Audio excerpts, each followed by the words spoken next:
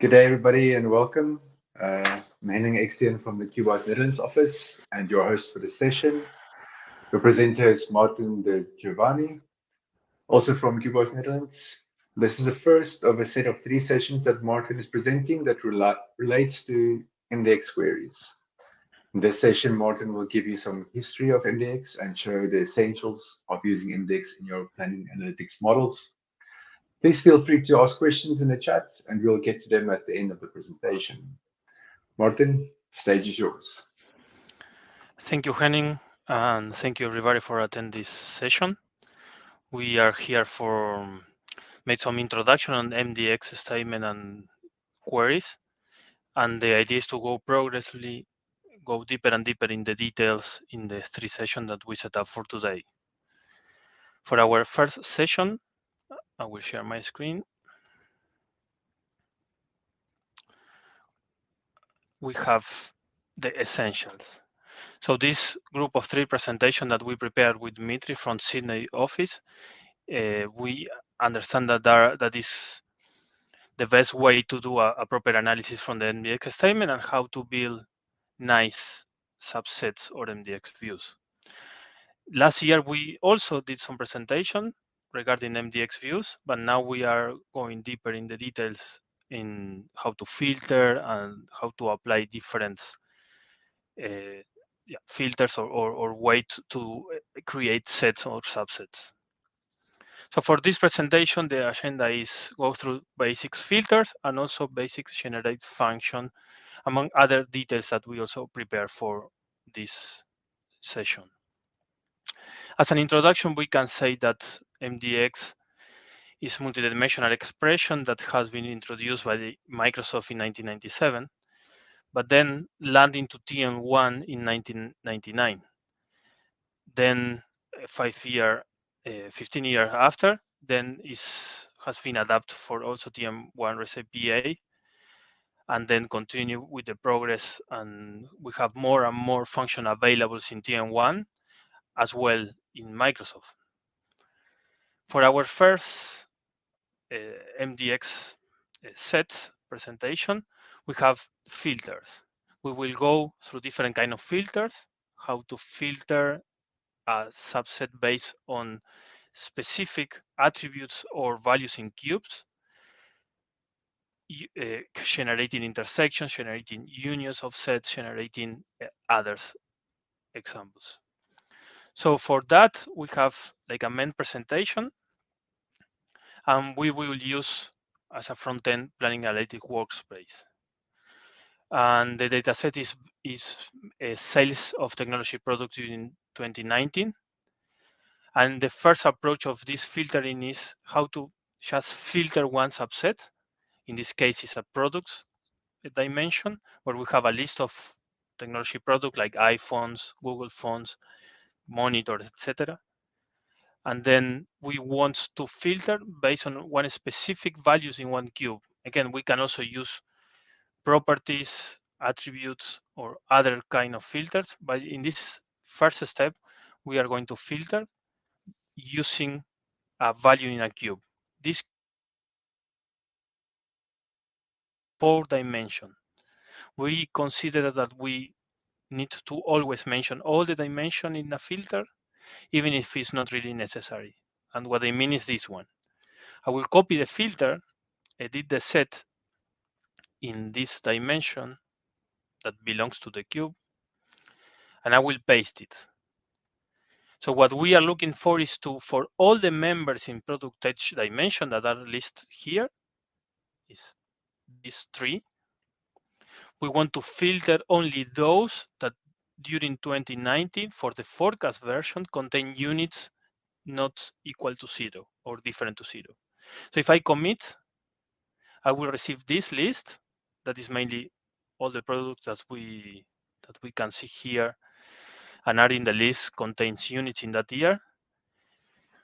But as I mentioned, we can also avoid some part of the script. For example, it's not really necessary to include this line because the MDX statement already understand that the filter will happen in that level.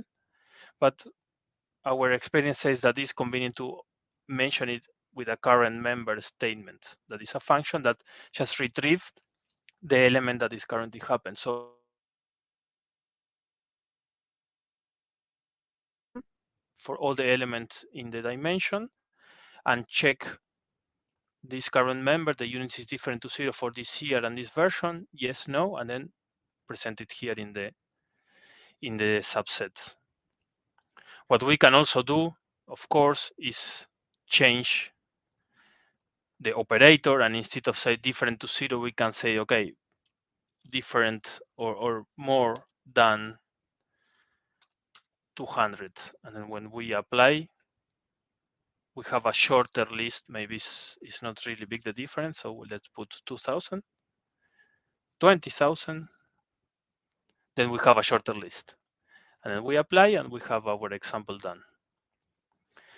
Now we will put a little more complexity. What if we want to generate a subset with a combination of two different group of sets?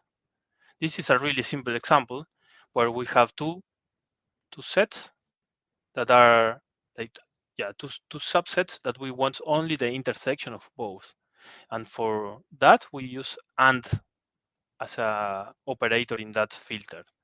So that means that we use filter, the complete list of the element in the dimension, and then we use a combination of different to 0 units and more than 9,000 units with the AND. So in this case, we can also edit the MDX set, and as you see, it's already applied the result. So we can play a little. I say, okay, instead of more than 0, we can say less than 5,000 and more than 9.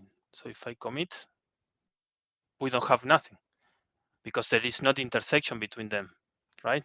So if we say different to 5,000 and we commit, we have some products that respond to this filter, right? And the intersection is this list. If you see, I mark as in bold, I mark the hard-coded section. I mark forecast, 2019, and also units. And I specifically do it because what we will see later or also in the next presentation is that we can manage this element in the dimension using a user preference cube where we can store the selector for each user. And that is more like dynamic, and it's always stored in the profile of each user. So we used to proceed in that way in almost all our projects. And we will also see how we implement MDX statement more efficiently and yeah, especially when we have a lot of users using or querying the same MDX statement. We can also use other operator like OR. So in this example, we have two different group of products. That is the first group, the same that we already did in the previous step. And we include an extra, that is the group B, where so all the products that contains price less than 600. If I copy this statement, and then we move to the MDX section in the subset, so it's a little big.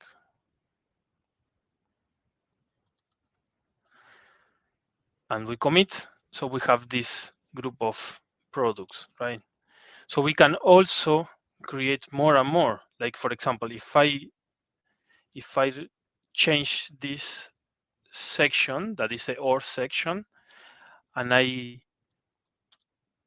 put in the filter that I want all prices different to 0, what I expect here is to have all the products, because there are no products with price different to 0. In combination with the other part of the filter, we will have all the products. If I want those that have more than 100 euros, then I will have a shorter and shorter list again and again. You see, and now 1,000.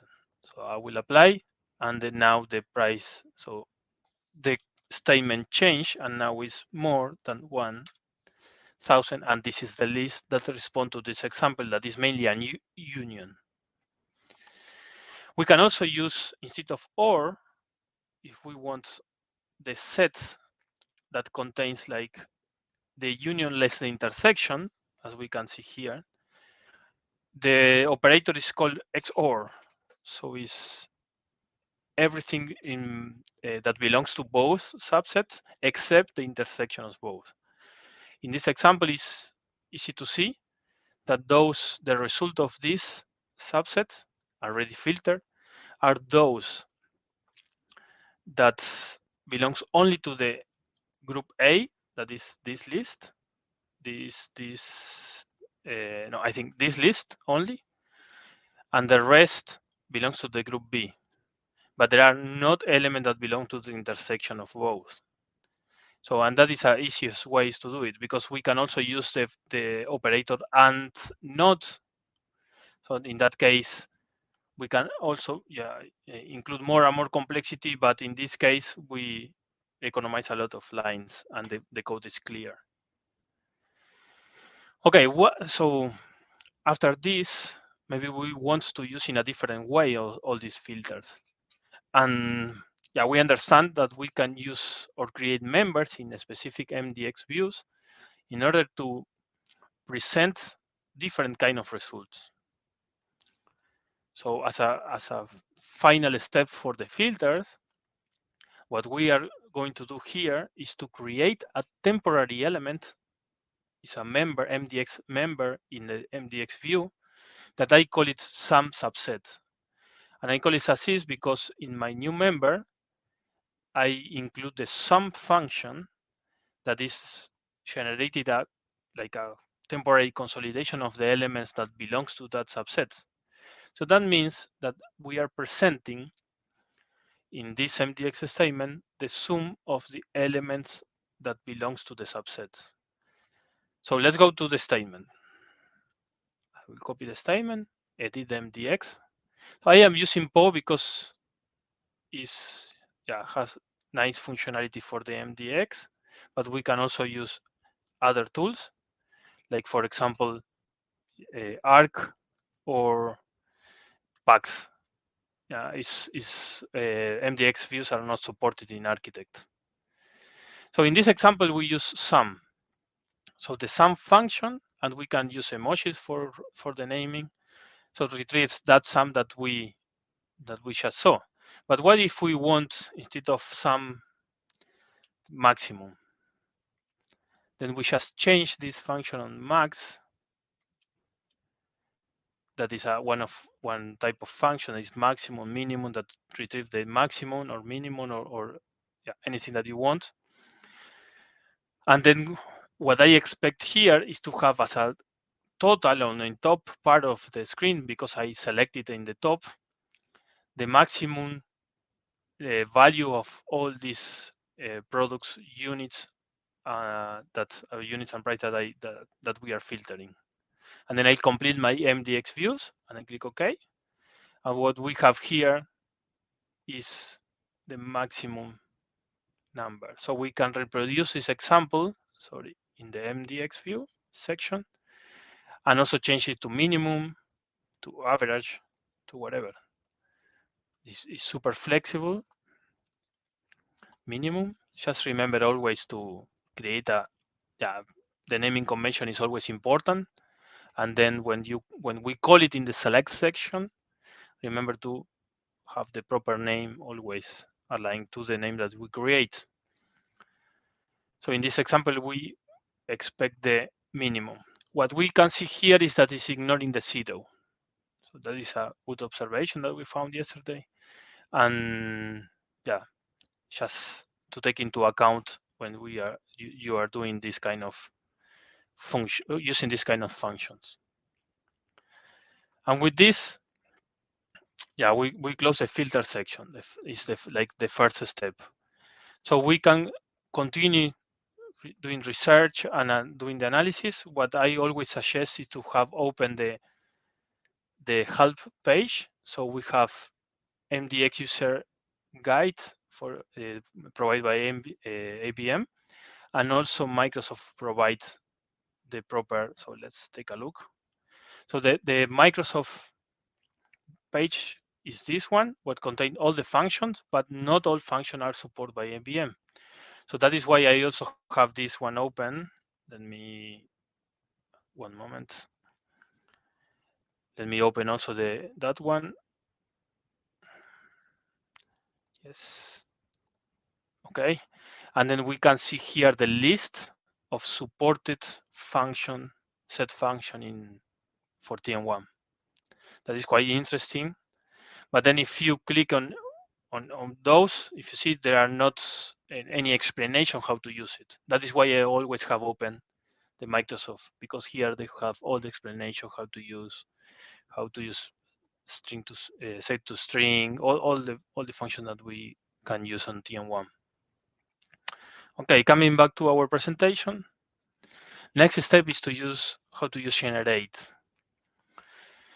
So yeah, sometimes it's easiest to, if we are going to filter something in more dynamic way.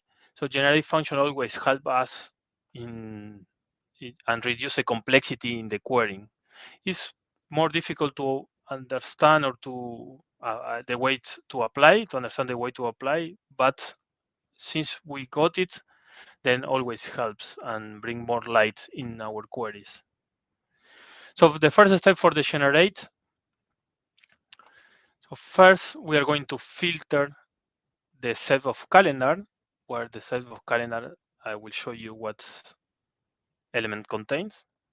The complete dimension is basically all years, and inside of each year we have all the months, and that is all. So as a first step, we want just to, okay, something, okay, something just not going well. Yes, exactly. So let me paste it again. Commits. Yes. Now we are filtering by level 1 all the elements that we have in the dimension, and this is quite uh, simple to see, right? So we apply and we just keep, yeah, the level 1 elements. As a second step, this one, what we already use generate function, and in this function, what we can see here is that first of all, we pick up the first descendant of each current member that we have in the list. So that means because we apply the generate function on top of our list that we just saw, that are the quarters or level 1s, the first descendant are the months. And we want the top count ones, so that means the top one of those months based on total products and units in the forecast version or forecast scenario. So again, all the descendants, one, so that means only the months for those quarters that we already filtered, and we want the top one based on units, total product groups that we have stored in that cube. So if I copy the generate function, let's do it bigger. Okay, this generate function, we commit, and we have here quarter by quarter the top one of the units sales of those projects those products that we have as a total product. So that means quarter one, the top one is in month 3. Quarter 2, the top one is month 4, and so on, right? The only observation that I can do is that we only have sales for 2019 and for the first month of 2020 for some specific products. So that means that it's taking into account the zeros and put it the first month of each if it's zeros, if all the quarter is 0. Because of that, and just to bring more clarity in the query, what we are doing in the third step that is not necessary, but we are doing just to keep it nice, is to include a filter. and only keep those months where the units are more than 0. So if we go to the edit set section, again on the calendar dimension, paste it, and we will find here, it was already applied, that are the first one. So the top one of each quarter, for those quarters that contains unit sales for total product groups, for total products. So is a month 3 for the first quarter, is a month 4, and so on. We can also play a little with this.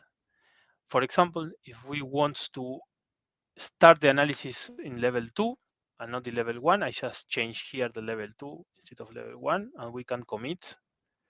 And this will change because we are looking for the first descendant of the level 2, that is the year, and the top one. So that means that the quarter with more sales units in 2019 is quarter 4, and for 2020 is the quarter 1. But I already explained that we don't have a lot of data in this year. So we can continue the analysis and also do it dynamic. That is why in the next step, in the following session that we have that is more advanced, we include more, as we associate more this kind of filter with the user profile and store the preferences in a queue preferences. Okay, with this we finish the generate topic. We have other filters that we can use, like for example, for filter leaves and different levels. If we want to filter based on one structure, the level zeros, we can use filter by level and drill down. Let me show you. So if you see, this function start with TN1. That means that are not Microsoft function, are TN1 function that IBM create, or maybe Applex create in the past, and are specific for TN1. The first part of the function is a drill down member. So pick up one element in the hierarchy and open the hierarchy below that. So if we only put this section, we will find that, okay, sorry. Okay, it just doesn't want to work. All recursive. Yeah, one moment. It's something that I didn't copy properly. All recursive. Yeah, we can see that is from the object, from the element that you choose, that is 2019, it's opening all the hierarchy below, all the hierarchy below. And then if we want to filter the different levels, in this case, I filter level 0. That means all the months in that year. We can filter level 1 and so on, so on. I think that this is the most common of the filter that we use. We can also use descendant in this way, and we will have the same result as filter by level 0. Then using descendant, we can also play a little with the way that we present the objects in a dimension. I know that I have a couple of minutes, but let's go super fast.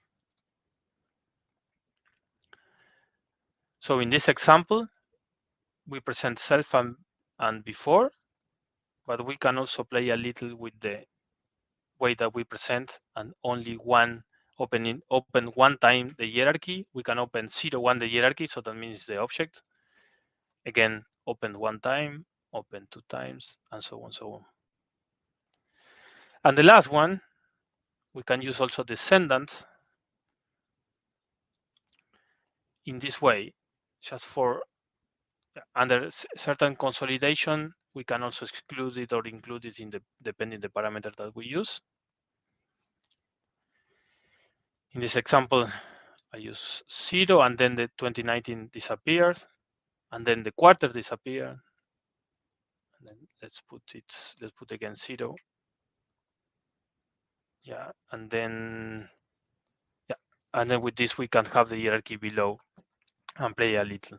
Then we can play with this descendant and also generate function, filter in between, and so on. So I hope that is clear. You can have more information and including a training in CubeWise Edu where we have advanced MDX and it's good. So it's not because it's advanced, finishing advanced level that they start for the basics. And if you need something, you can always contact us using the Horizon webpage or my email address is also fine. Okay, so I will stop in sharing and of course open for any question that you have or we are already posting the chat. Yeah, thank you very much, Martin. Everyone, you can put in your questions that you have. We have one question so far. Could you elaborate a little bit more on um, changing the hard-coded coding? How does that work? If you want to use variables. Yes, for sure. So as I already mentioned in the next session, that is more advanced, we will uh, relate or use user preference cube.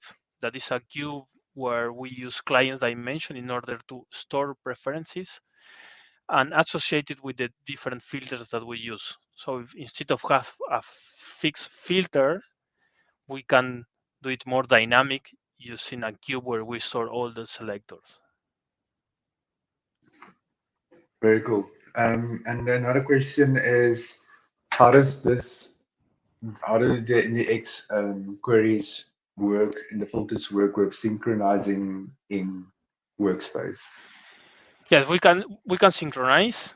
We can synchronize everything. Also, when you change to charts, I have some specific problems with charts, but I think that are just specifics, not really generic. But then we can always synchronize everything. We can use it on packs, using on slides if you use slides, or in perspective if you're still using oldest version of TM1 and planning analytics. So yeah, and also if you publish a web sheet, the synchronization also works because the MDX statement will live through the the the, the different tools that we have for front end. Cool. And you mentioned some of these functions are only for TM1. Are some of them supported in Excel or any other platforms? Yeah, so we can use MDX statement always in MDX statement related with TM1, right? When we use slides or perspective and filtering the sub NM subset that we have, that we can always use it. But in general term, MDX is like an OLAP query that we can use for all the cubes related that Microsoft manage. So so Node MDX is not only for TM1. We can apply for more tools, and we can also query different sources from TM1 and from ODBC connections, for example. Very cool. Okay, Thank, thank you so much. I don't see any other. There's one more questions. Oh, Pansel just said for more information on user preference cube, Dennis can join the session at 2:30. Filtering in 4, alternative hierarchies versus MDX versus filters. That's perfect. at 2:30. Thank you so much, Morten. The next great session is a deep dive into Team 112 by Hubert. And if you want to catch the next MDX session, that is in 90 minutes, 2 p.m. in Europe. Thank you, Martin. Thank you. Thank you all for attending. Have a good day. Bye bye. Bye bye.